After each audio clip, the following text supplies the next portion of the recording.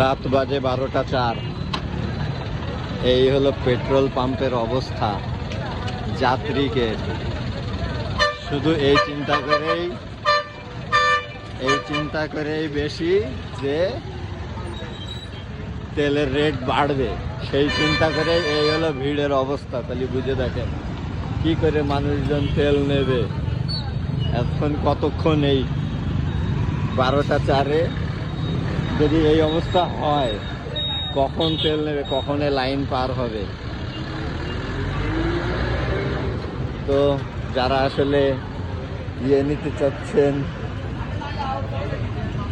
তেল নিতে চাচ্ছেন, তেলের রেট বাড়বে ভেবে তাড়াতাড়ি তেল নেওয়া শুরু করেন, তা না হলে সামনে তেল পাবেন কিনা সন্দেহ।